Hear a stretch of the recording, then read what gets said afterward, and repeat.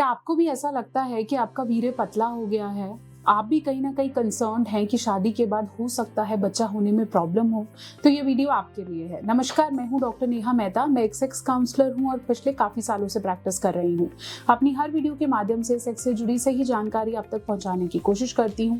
और ये वीडियो बना रही हूं मैं उन सब युवकों के लिए जिनको कहीं ना कहीं कंसर्न है कि मास्टरबेशन के बाद या कहीं ना कहीं मेरा स्पर्म बहुत ज्यादा कम होने वाला है या हो गया है और आगे कोई प्रॉब्लम तो नहीं होगी। तो चलिए शुरू करते हैं। लेकिन अगर आप इस चैनल पर बिल्कुल नए हैं तो इसे सब्सक्राइब करना नहीं भूलेंगे।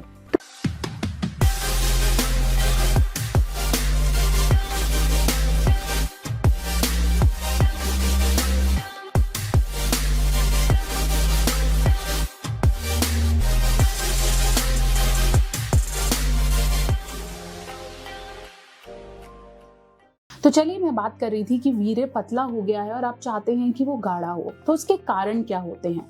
सबसे पहले जानना जरूरी है कि अगर आप रेगुलर रिफ्रैक्टरी पीरियड खत्म होने से पहले ही बार बार रिपीटेटिव मास्टरबेशन करते हैं तो उसकी वजह से आपका वीर्य पतला हो जाता है। या एक ही दिन में बहुत बार मास्टरबेशन करना, इसकी वजह से क्या होता है कि आपकी बॉडी में जिंक की मात्रा कम हो जाती है और एंटीबॉडीज बनने भी कम हो जाते हैं।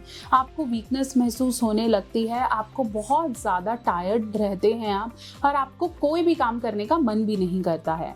ऐसे में जितना ज़्यादा गाढ़ा वीर्य उतना ही आप समझ सकते हैं कि वो पुरुष के लिए, मतलब एक मेल फैक्टर के लिए बहुत इंपॉर्टेंट कॉन्फिडेंस मैटर होता है।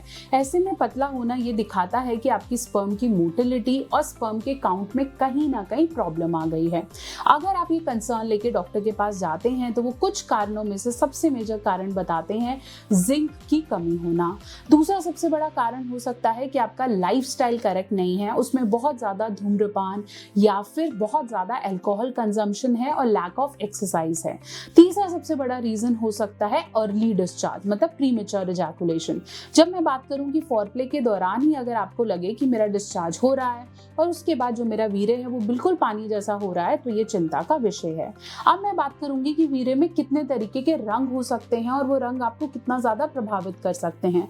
अगर आपका वीर्य बिल्कुल ही पानी की तरह है तो ये समझ लीजिए कि आप रिपीटेटिवली इसके साथ एक्सपेरिमेंट कर रहे थे या फिर आपका हस्तमैथुन ज्यादा हो रहा है।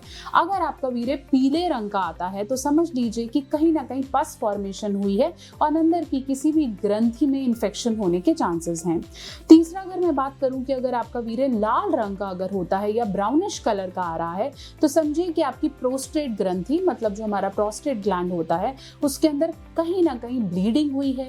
स्पेशली अगर मैं बात करूं तो आपके टेस्टिस के पीछे के ग्लैंड्स जो बेसिकली सीमेन फॉर्मेशन, मतलब आपका जो वीर्य है उसके बनाने का काम करते हैं, उसके अंदर कहीं ना कहीं ब्लड, मतलब कहीं ना कहीं कोई प्रॉब्लम जरूर हो रही है।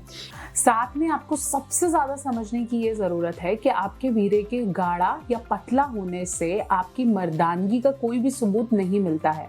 आप इसे कैसे भी देखते हो, जब तक आपका स्पर्म काउंट आपकी रिपोर्ट में बिल्कुल ठीक आता है, साथ साथ उसकी मॉर्फोलॉजी, मतलब उसका हेड और टेल स्पर्म का बिल्कुल ठीक आता है, तो आपकी वाइफ कंसीव कर सकती है। पतला होने का मतलब ये नहीं है कि आप बच्चा नहीं पैदा कर सकते।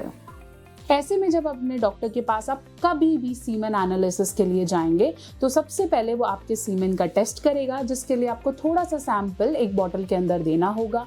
जब वो रिपोर्ट आएगी उसके अंदर वो बताएगा कि आपके सीमेन की क्या क्वांटिटी है, मतलब स्पर्म कितना है, स्पर्म की गतिशीलता क्या है, मतलब उसकी मोटिलिटी कितनी है। साथ साथ वो ये बताता है कि आपके स्पर्म का आकार कैसा है, या अगर हम उसमें बात कर रहे हैं भाई रंग की, तो वो रंग के अंदर किस तरह का इन्फेक्शन ट्रेस हुआ है, ये सब आपका सीमेन एनालिसिस बताता है।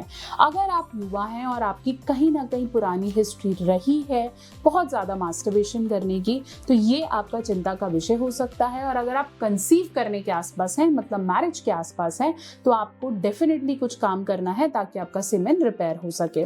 बहुत सारी अगर मैं मेजर्स की बात करूं तो सबसे पहली चीज है आपकी exercise.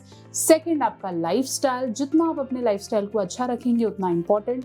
Third is all about some natural diet things. अगर आप अपनी डाइट में कुछ ऐसी चीजें ऐड करें जो सीमेन को बढ़ाने में काम आती है, ये आपकी हेल्प करेगा। इसके लिए मैं डिटेल वीडियो बहुत जल्दी लाने वाली हूँ, तो आपने इस चैनल पे बने रहना है।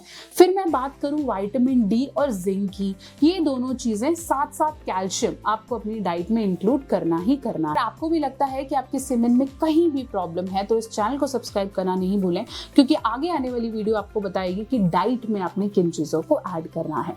बने रहें, जुड़े रहें।